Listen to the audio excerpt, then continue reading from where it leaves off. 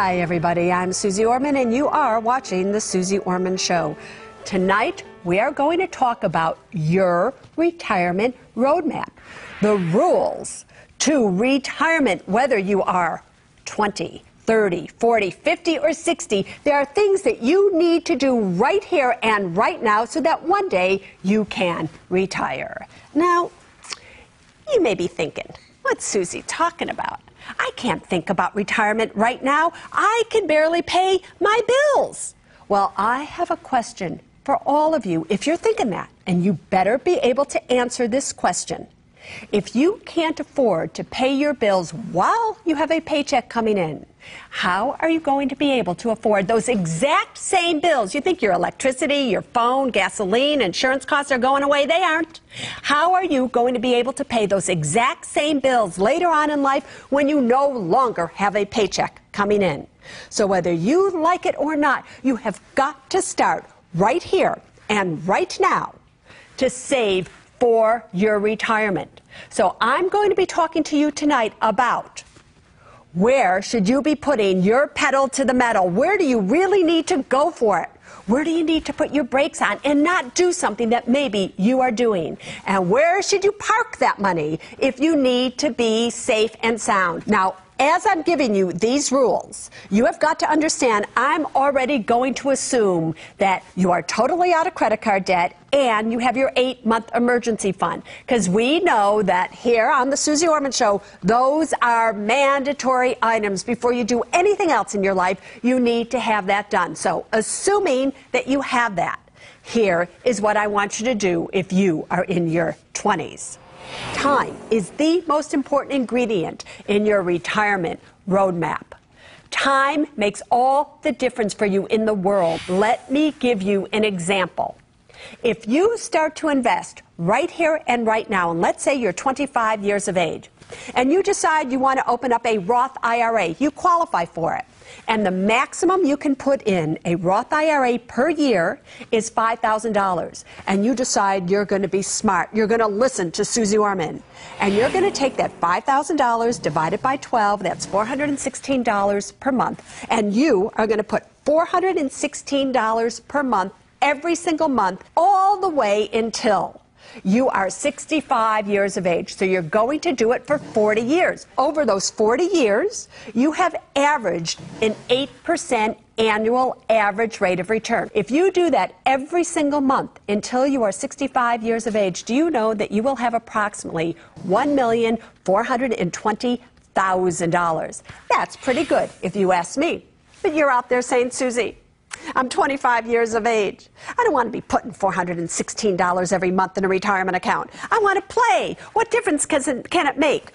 What if I waited till I was 35 to start? $5,000 a year for 10 years, that's only a $50,000 difference. Big deal. I'll start when I'm 35 rather than 25. Well, if you start at 35 and do the exact same thing, do you know at the age of 65, you would have only $620,000 in your Roth IRA. Oh, that is at about an $830,000 difference. So for those of you in your 20s, that's where I want you to put your pedal to the metal. I want you to fund your retirement accounts, especially the Roth IRAs, to the max.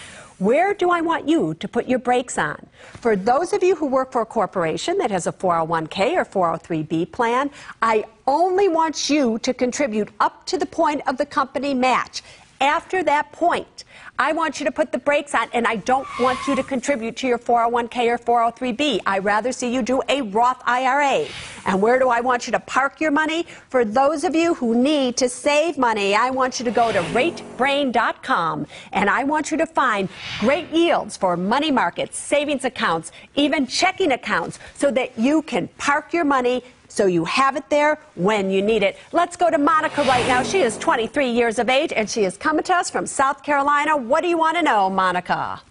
Hi, Suze. I'm so excited to talk to you. Thank you. I'm 23, and I'm already worrying about my retirement. I work for a nonprofit company who doesn't match funds in their 403b plans. Yes. I want to get something easy that I don't have to think about, and I've looked at target retirement funds, and the minimum to start is $3,000. Yeah. I only have $5,000 in my savings, which won't leave me with an emergency fund or liquid cash if I should go to graduate school. Yes. Do I take the plunge and start with this type of plan, or wait until I have my 8-month emergency fund? Listen, Monica, if you look back over the year 2008, 2009, what essentially, mainly 2008, what happened to target retirement plans? These retirement plans that were supposed to be protecting you or doing certain things based on your age, they went down along with everything else. I have never been a big fan of target retirement plans, number one. Number two, $3,000 to start. Can anybody get a clue out there? These kids are trying to save for their retirement. But how do you start? Listen to Monica's problem, everybody. How do you start with $3,000? So here's my advice to you, and I just have to say I do not normally do this. But today is a very, very special day. Today on QVC, I launched what I'm calling the Suze Orman Save Yourself Retirement Program. This is the answer, in my opinion, to people like you, to your needs, where you don't have $3,000 or a whole lot of money to start. Even if you do, it might meet your needs. Here's how it works. You can open this up for as little as $100. You don't need any more money than that. There is a company by the name of Dorsey, Wright & Associates. They have been the go-to people on Wall Street now for years in recommending to financial advisory firms what exchange-traded funds should be purchased. Guess what? They're going to be recommending them to you right now via a monthly newsletter. You're going to get to open up an account at TD Ameritrade, no fees to buy or sell exchange-traded funds. I'm telling you, this is something that you should do. So tune in to QVC either tonight, tomorrow. Fabulous. It is something that you should pick up and that you should try. All right, so let's move on to your 30s. You're getting a little older, aren't you? Here's the thing. When you are in your 30s, many of you still have student loan debt, and you have got to really be tackling that student loan debt. Why is that?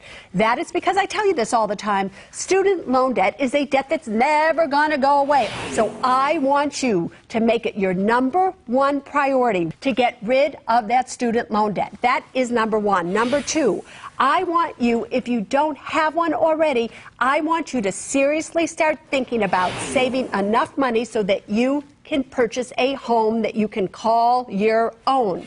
I know. A lot of people are saying, I'm afraid of real estate. I don't want to get burned. Listen, in the long run, a piece of real estate is going to give you security.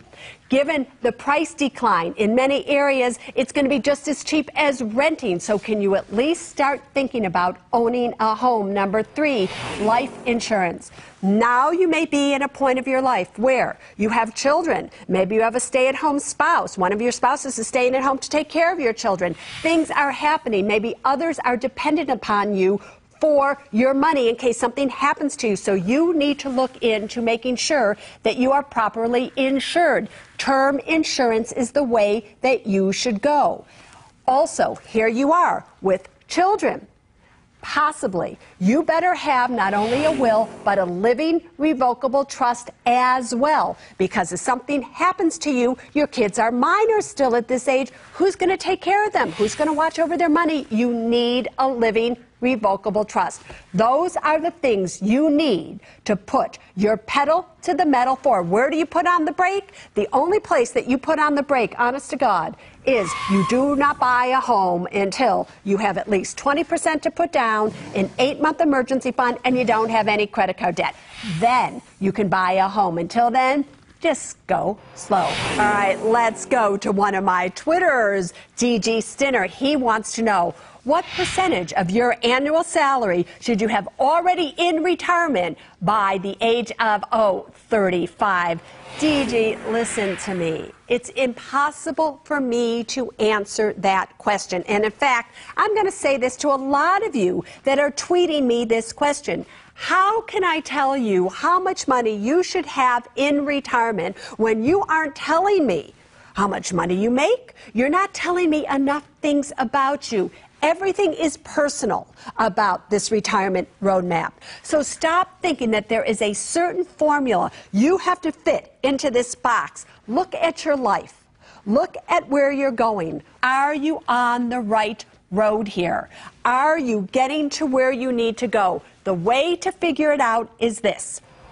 If interest rates go back up to, let's say, 4 or 5%, where that's what you could get easily on an investment, you will need anywhere from 20 to 25 times your annual needs. So if your annual needs are $50,000 a year in retirement, or you project that's what you're going to need a year to live on, times 50,000 times 20 times 25, that's about $1 million. That's about how much money you're going to need in retirement to generate the income you need.